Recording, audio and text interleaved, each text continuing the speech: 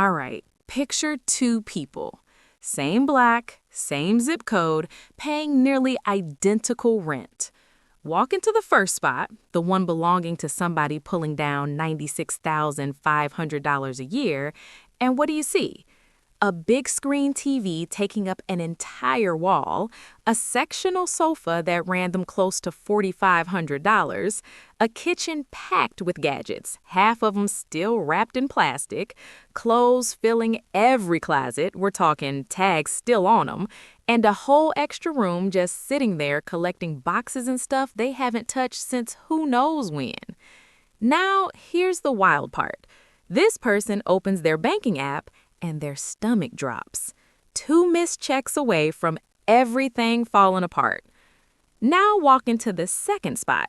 This one belongs to somebody bringing home $54,000 a year.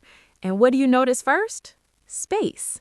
A comfortable couch, a regular-sized TV, a kitchen with only what actually gets cooked with, a closet with clothes they genuinely rotate through, and that extra room? It's actually a room, maybe a workspace, maybe a guest bedroom, something intentional. This person checks their account and feels something completely different. Calm, grounded, in control. They've got 18 months of living expenses saved up, and they're dropping 20% of every check into investments.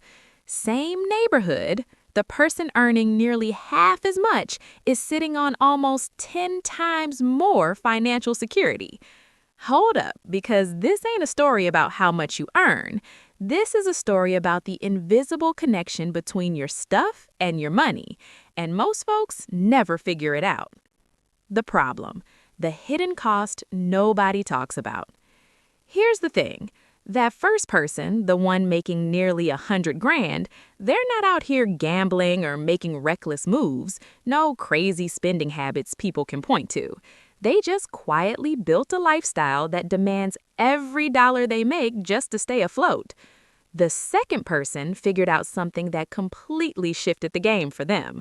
They realized that having less doesn't mean living like less. It means living on purpose. And when you live on purpose, you create breathing room in your finances that most high earners never even taste. Today, we're breaking down the money principles that separate the people who always seem to have something set aside from the ones who never do, no matter what they're earning. And real talk, this ain't about cutting yourself off from good things. It's about understanding that everything you own is costing you money in ways you've never even calculated. Let me put you onto a concept that's about to change how you think about every purchase you make going forward. Everything you buy costs you twice. The first price tag, that's obvious. That's the sticker at the register. But the second cost, that's the one that's quietly draining you. Most people act like it doesn't exist, but it's often larger than what you paid up front. That second cost covers storage, upkeep, mental bandwidth, and opportunity. Quick example. That treadmill sitting in the corner holding up everybody's laundry, it takes up roughly 20 square feet of your home once you count the clearance space. In most cities, that's running you somewhere between $650 and $1,050 per year in what basically amounts to rent for exercise equipment you stopped using in February. And it doesn't stop there. Let's talk about something bigger, say a boat. A $32,000 boat needs winterizing, insurance, registration, cleaning, and repairs. Industry standard says figure on spending about 10% of its value every year just in maintenance. That's $3,200 annually, and that's before you ever untie it from the dock. But wait, we ain't even done. The second cost hits your mind, too. Every item you own takes up a little slice of your mental real estate. It needs to be cleaned, tracked, insured, worried about. Studies have confirmed that visual clutter literally spikes your stress hormones and pulls your focus. Your stuff is stressing you out on a level you can't even consciously feel. And then there's opportunity cost, the real silent killer. Every dollar sitting locked up inside some possession is a dollar that ain't out here building wealth. That $16,500 home gym setup could have been $16,500 in index funds that turns into $55,000 or more over 15 years. You didn't just buy workout equipment, you traded your future financial freedom for a squat rack. When you add all of that up, the hidden costs on a lot of items exceed what you paid for them. The price at purchase is just the door fee. The real tab runs as long as you own it. People who've cracked the minimalist money code get this intuitively. They're not ducking nice things because they're cheap. They've done the full math, and most things just don't clear the bar. So let's get into the rules. These are the principles that separate the ones who stay ahead from the ones who stay broke, regardless of the income. And we're starting at the root. Because if you don't understand why you're spending the way you are, none of the other moves will stick. Rule 1. Most of what people buy, they buy for an audience. And that audience ain't even paying attention. Let's get honest for a second. A huge chunk of spending, way more than people want to admit, isn't about the thing itself. It's about what the thing signals. The car isn't just transportation, it's a message. The outfit isn't just something to wear, it's a statement. The watch, the shoes, the renovated kitchen that mostly looks good on Instagram, a lot of that is performance spending. And here's what makes it particularly wild. The people you're performing for are mostly wrapped up in their own performance. They glanced at your car for maybe 4 seconds. They scrolled past your photo. Nobody is keeping score the way you think they are. Author Morgan Housel said it perfectly. People buy expensive things trying to earn admiration. But what most people actually feel is envy, not admiration. And then they go buy their own expensive thing to earn your admiration. It's a cycle where everybody's spending and nobody's actually winning. The financially sharp move is to get ruthlessly clear about who you're actually buying things for. Ask yourself before any significant purchase, would I still want this if nobody would ever know I had it? If the honest answer is no, that's a performance purchase. And performance purchases are some of the most expensive things you'll ever buy because they require constant upgrading to maintain the impression. The people who've separated themselves financially, they stopped dressing their life up for the crowd. They drive what works, they live where they're comfortable, they wear what they actually like. And that decision to stop performing quietly frees up tens of thousands of dollars over a lifetime that would have been spent on an audience that wasn't really watching anyway. You want respect? Build real wealth. Quietly. Because a healthy investment account doesn't depreciate the moment a newer model drops. Rule 2. Guilt-based spending is still spending and is draining your finances just as fast. Quick tip for y'all. This one doesn't get talked about enough in finance spaces, but it hits different once you see it. A significant portion of people's spending isn't driven by desire, it's driven by obligation, social pressure, the feeling that you have to spend to prove you care, to avoid conflict, or to keep up with expectations that were never yours to begin with. Think about it. The family vacation that nobody could actually afford, but everybody felt guilty opting out of. The wedding gift that stretched way past your budget because you didn't want to look bad. The holiday season that leaves you starting January in debt because you felt like you couldn't show up with anything less than the best. The coworkers fundraiser. The group dinner at the spot that's $40 an entree when you were thinking $15. None of those were your choices. They were choices made by somebody else's expectations, and you paid the bill. Here's the reframe. Spending out of guilt or obligation doesn't actually strengthen your relationships. It strengthens the appearance of them.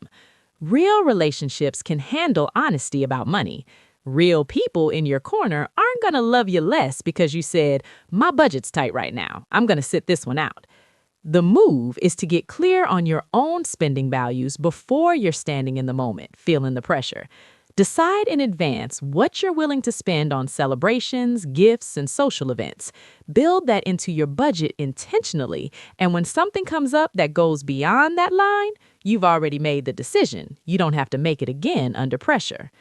Some of the most financially stressed people you'll ever meet aren't struggling because of bad investments or poor planning. They're struggling because they've been silently funding other people's expectations for years, and nobody handed them a receipt. Protect your bag with kindness, but protect it. Rule 3. Know what enough means for you before you start earning more. Here's a trap that catches high earners over and over.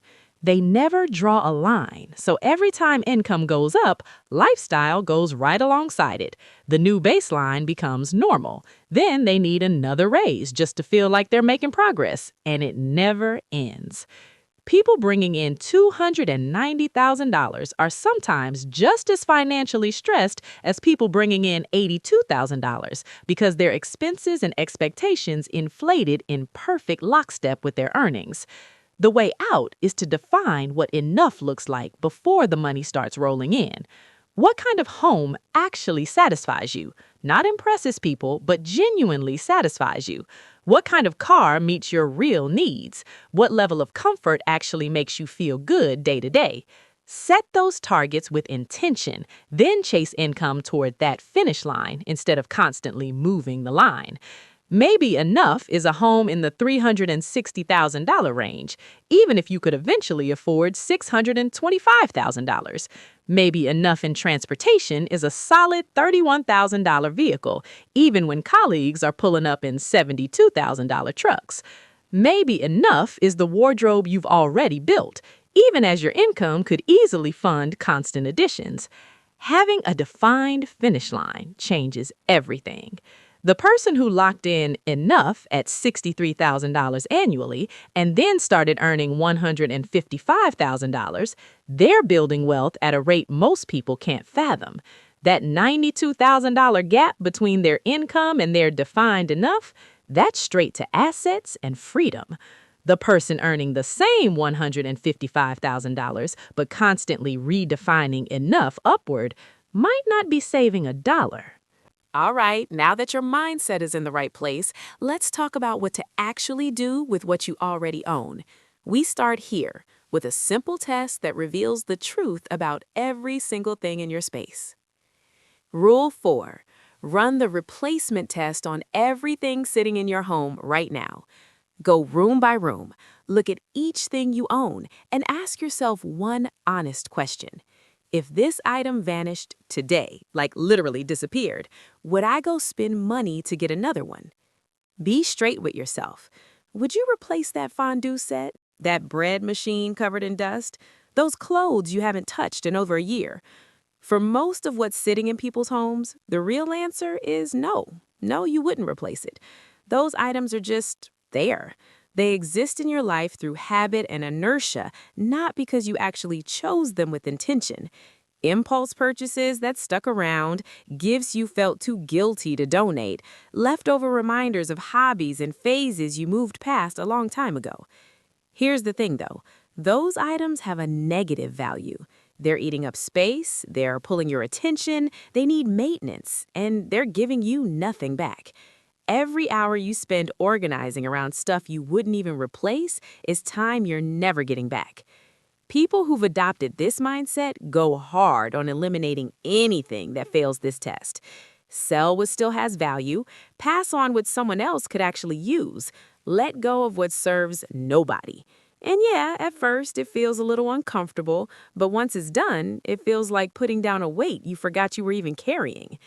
Rooms open up, your head gets clearer, cleaning takes half the time. You know exactly where everything is because everything left actually belongs. Rule 5. Count your possessions on a regular basis. I know, sounds extra at first, but stick with me. Counting forces you to actually see what you have, and awareness is the enemy of mindless accumulation. Pick a category. Count every item in it, write the number down. You'd be shocked how far off most people's guesses are. How many shirts do you actually own? Most people think they know, and then they count and realize they've got 3 or 4 times that. How many kitchen gadgets, pairs of shoes, items in the junk drawer, books you finished years ago and will never open again? The moment you see the real number, the next purchase hits different. You're not just buying a shirt, you're bringing your shirt count from 44 to 45. Suddenly, that feels like what it actually is. People operating at this level set real limits for themselves. Maybe 30 items of clothing total, maybe 15 books at any given time, maybe a one in, one out rule. Any new purchase means something existing gets removed. It's intentional by design. Without these guardrails, your stuff will always grow to fill whatever space you give it. With them, every addition requires an actual conscious choice about what it's replacing. That friction alone dramatically slows down how much you accumulate. Rule 6. Declutter in small, regular cycles, not once a year in a big dramatic event. Here's what happens to most people who try to simplify their life. They do a massive clean out, feel incredible for a few weeks, and then slowly drift right back to where they started. The cleanup was real, but the drift goes unnoticed. 2 years later, same situation. The way to actually sustain this is through small, consistent reviews instead of annual events. Weekly, glance at what's coming into your space. Monthly, take a close look at one specific category. Quarterly, do a broader scan of how things are trending overall. This catches accumulation early before it snowballs back into overwhelm. Removing 2 or 3 things a week is completely sustainable. Removing 300 things in a single weekend is exhausting and usually gets postponed indefinitely. But the bigger benefit of regular reviews, awareness. When you check in consistently, you start seeing your patterns, which categories tend to grow quietly, which emotional states make you more likely to buy something, which marketing tactics catch you specifically. That awareness is where prevention lives, and prevention is always easier than treatment. Okay, so now you've got the right mindset and you know what you currently own. Let's talk about how to be smarter about what comes in going forward. And this is where a lot of people mess up. They jump straight to ownership without testing the waters first. Rule 7. Rent it or borrow it before you commit to owning it. Here's a pattern that plays out constantly in people's homes. They get hyped about something new, buy all the gear, go hard for 6 weeks, and then it sits. The initial rush fades. The item joins the graveyard of things owned but no longer touched. The smarter play is to test your interest before you invest in it. Want to start camping? Rent the gear for your first couple of trips. Thinking about woodworking? See if a friend will lend you tools or find a local makerspace. Curious about kayaking? Rent a few times before you commit to buying.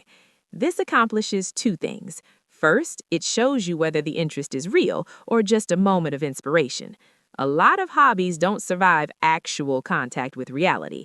Way better to figure that out while renting than after dropping a few $100 on gear that ends up in the corner. Second, it teaches you what you actually need. First-timers almost always buy too much or buy the wrong things. Renting first means when you eventually purchase, you're buying with informed precision, not guessing. Think about the garages and storage spaces across this country, full of skiing equipment from when they used to ski, photography gear from when they were gonna get serious about it, music equipment from bands that played 2 shows and dissolved.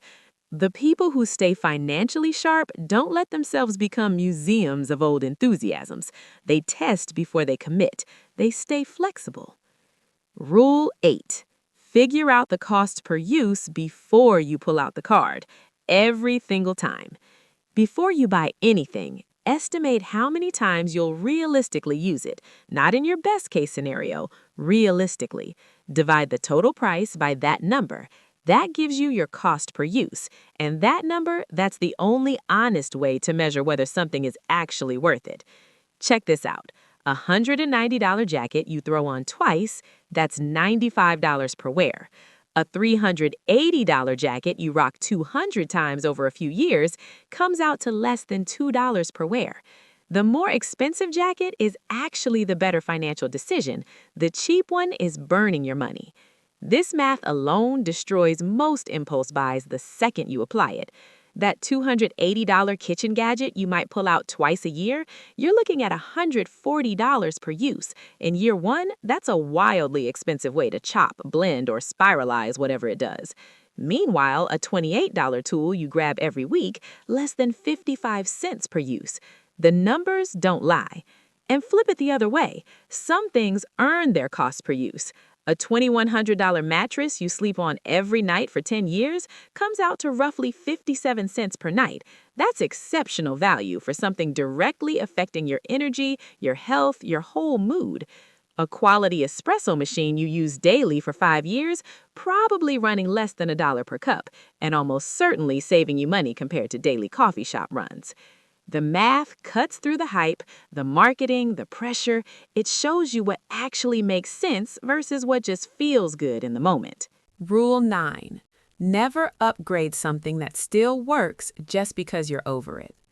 You want to know one of the biggest wealth killers hiding in plain sight? It's people upgrading perfectly good stuff out of sheer boredom or because a newer version dropped.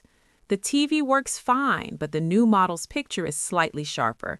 The phone does everything it needs to do, but the camera on the new one is a little better.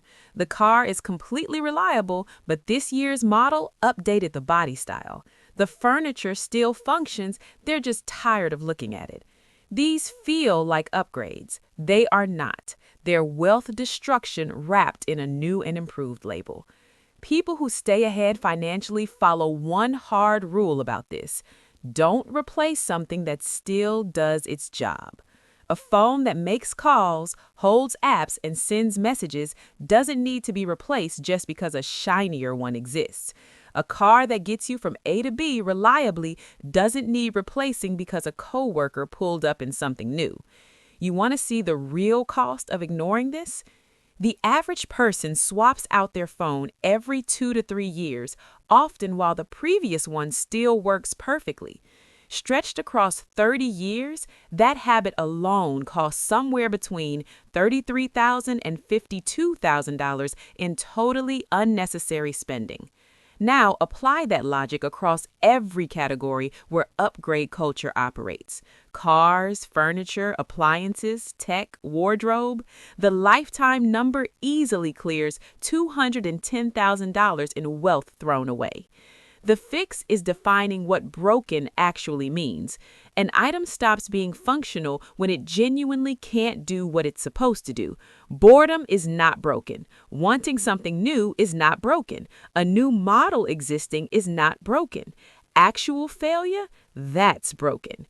Everything else is just marketing convincing you that you have a problem you don't actually have. Now we're getting into the systems level. You've got the mindset, you know what you own, and you know how to buy smarter. Now the move is to build an environment where the right choice happens automatically without relying on willpower every single day. Rule 10. Make saving easy. Make spending hard. Here's something behavioral science has confirmed. People do whatever requires the least effort.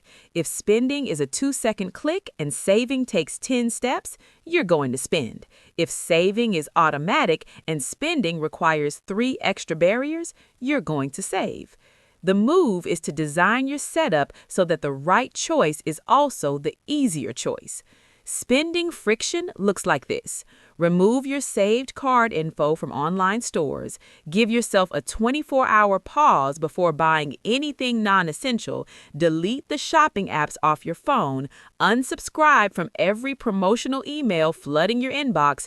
Don't step into stores unless you walked in with a specific purpose. Saving ease looks like this. Automatic transfer to your investment account hits the same day your check does. Your checking account holds just enough for bills and necessities. Investment contributions go out before you ever see the money sitting there. Savings gets treated like a fixed expense, not a whatever's left afterthought. And here's why this matters more than motivation or willpower ever will. Willpower runs out. It's a depletable resource. By the time you're tired, stressed, or emotionally drained, that discipline you woke up with, it's gone. But your environment, that doesn't get tired. The shopping app you deleted still isn't there. The saved card info you removed still isn't saved. That 24-hour rule alone, research suggests it eliminates close to 70% of impulse purchases because most of that I gotta have it energy dissolves on its own if you just wait a day. People who win financially don't rely on being strong every single moment. They build systems that make the smart move automatic. Rule 11. Understand that every major purchase multiplies into a whole ecosystem of expenses. Nothing you own exists in isolation. Every significant thing you bring into your life pulls other purchases behind it. A boat, now you need a trailer, a compatible hitch on your vehicle, storage fees, maintenance supplies, safety gear, and seasonal clothing. What looked like one purchase is actually 5. A home gym, add flooring, mirrors, proper ventilation, maybe some renovation work to make the space usable. A pool, now you're in the market for chemical supplies, cleaning equipment, a cover, outdoor furniture, and possibly landscaping to match the installation. A motorcycle? Factor in protective gear, a secure storage setup, maintenance tools, and potentially a truck or trailer if you want to get it to specific riding spots. The financially savvy move is to calculate the full ecosystem cost before you say yes to any major purchase. A $5,500 item on paper might actually represent $9,000 to $13,000 once you account for everything it pulls in behind it. And that total, when you see it clearly, often turns a reasonable decision into an obvious absolutely not. But here's the flip side that people miss. This multiplier works in reverse too. Get rid of one major thing and you eliminate an entire chain of reoccurring costs along with it. Sell the boat and suddenly the storage fees, insurance premiums, registration, maintenance, and towing costs all disappear with it. The savings go way beyond what the item was actually worth. Rule 12. Real wealth is measured in options, not possessions. The way most of us were taught to think about wealth, it's all about what you can show, the house, the whip, the watch, the stuff. But people who've actually figured this money game out measure it differently. They measure by what they're free to do. Can you walk away from a job that's wrecking your mental health? Can you take 6 months off if your family needs you? Can you move somewhere new because the opportunity is right? Can you build a business without needing it to work in month 1? Can you retire before 65? Can you tell certain opportunities no thank you because they don't align with your values? That is real wealth, and that kind of freedom only exists when there's a serious gap between what you earn and what you spend. The person clearing $205,000 and spending $198,000, they have almost no flexibility. They're essentially locked in, chained to that income level to keep the whole thing from falling apart. The person bringing home $83,000 and living on $47,000, they have options. They can absorb a hit, take a calculated risk, make decisions based on what they actually want, not what they're financially forced to do. Here's the perspective shift that unlocks everything. Every purchase is a trade. You're not just exchanging dollars for an object. You're trading future freedom for present possession. Is this thing actually worth narrowing your options? Sometimes the answer is yes. More often than you'd think, it's no. Rule 13. Experiences are worth investing in, but only when you actually plan for them. Now, hold up. Before anybody thinks this is about cutting all the joy out of life, let me be clear. This rule is not telling you to stop living. Experiences, real ones, meaningful ones, are genuinely worth spending on. Research consistently shows that experiences contribute to long-term happiness in ways that buying stuff almost never does. A trip you saved and planned for hits your spirit different than a gadget you impulse bought and forgot about by next month. But here's where people get tripped up. They treat experiences similar to how they treat impulse purchases. A flight deal pops up and they book it without checking the budget. A group trip gets planned and they don't want to miss out, so they throw it on a credit card they'll deal with later. A concert, a restaurant, a weekend getaway, all added to the tab with nothing set aside to cover it. That's not enjoying life, that's financing anxiety with fun packaging. The people who do this right, they treat experiences like a real budget category, one they actually fund on purpose in advance. They set aside a specific amount every month, maybe $200, maybe $500, whatever makes sense, specifically designated for experiences, travel, events, meals worth remembering, concerts, quality time that creates actual memories. That money is for living, and when the opportunity comes up, they pull from that fund, not from their rent money, not from their emergency savings, not from a credit card. You want to see what that looks like over time? Even $200 a month into Experiences Fund builds to $2,400 a year. That's a solid trip. That's a few unforgettable nights. That's memories you'll actually talk about. And here's what makes this hit even harder. When the experience is planned and paid for, you enjoy it more. No bill waiting when you land back home, no credit card statement that turns the good memories into stress. You were fully present because you weren't silently calculating how long it would take to pay this off. Minimalism isn't about making your life boring. It's about clearing out the stuff that clutters your space and drains your account so that when you do spend on the things that genuinely light you up, you can do it fully, freely, and without the shadow of debt hanging over the moment. That's the whole point. Less stuff, more life. On your terms. All right, y'all. Let's talk about what you actually do starting right now. This week, walk through your home with the replacement test in mind. Find 10 things you genuinely would not go buy again if they disappeared. Sell them, donate them, let them go. Pay attention to how you feel when you release stuff you were never really using. This month, lock in the 24-hour rule for every non-essential purchase. Keep a running note of how many things you wanted to buy and track how many of those desires survive a full day. That data will show you something real about your spending patterns. This quarter, count your possessions in 3 categories that tend to quietly overflow for most people: clothes, kitchen items, and entertainment or media. Set a cap for each category based on what you realistically use, then stick to it. This year, define what enough actually looks like across the big categories. What home would genuinely satisfy you? What car meets your real transportation needs? What wardrobe makes you feel put together without being excessive? Write these things down. Go back to them every time something shiny shows up trying to move your goalposts. Here's the part that nobody tells you, and this is the thing that changes how you see all of it. This relationship goes both directions. Owning less leads to more money, but more money, real money, growing in an account, working in the market, also starts to reduce the urge to accumulate. When your savings are solid and your investments are building, the psychological need that usually drives spending starts to quiet down. You don't need the stuff to feel like you made it. Your balance sheet is already telling you that story. A lot of people trapped in heavy spending cycles can't fully explain why they buy so much. The honest truth is that spending temporarily numbs the anxiety that financial insecurity creates. Address the root, build actual financial strength, and that spending compulsion often fades on its own. And when it does, a virtuous cycle kicks in. Spending less, saving more, more security, less emotional pressure to spend, faster savings growth. Each lap around that cycle picks up speed. The reverse is just as powerful, but it runs the other direction.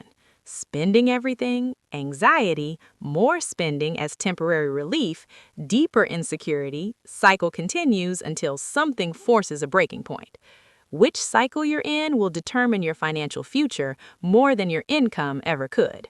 High earners riding the wrong cycle build nothing. Regular earners riding the right cycle build everything. These rules aren't about living small. They're not about suffering or cutting yourself off from good things. They're about recognizing something research has confirmed over and over again.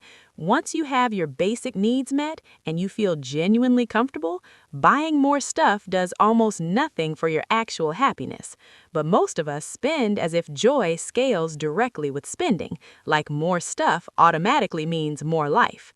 The people who figured this out align their behavior with reality. They spend enough to feel genuinely good, and they redirect everything beyond that toward freedom. Remember those two apartments from the top? The one with 18 months of savings and 20% going into investments every paycheck? That belongs to somebody who applied these principles consistently, not because they hit some exceptional income, because they got exceptionally clear about what actually matters to them. The other one, where someone earning nearly double is still 2 paychecks from crisis, that's what happens when you never stop and question whether more stuff actually means a better life. Both of those paths are available to you right now, regardless of what you're currently earning. The question is just whether you want to own your things or whether you're going to keep letting your things own you. The math strongly favors taking control. So does your peace of mind. If this hit different for you, go ahead and drop a comment below. Tell me which one of these 13 rules you're starting with. I read every single one. And if you know somebody who needs to hear this message, share this video with them. For real, you might change the trajectory of how they think about money. Make sure you subscribe if you haven't yet, because we stay coming back with real financial knowledge that nobody taught us in school. Stay smart, stay paid, and I'll see you in the next one.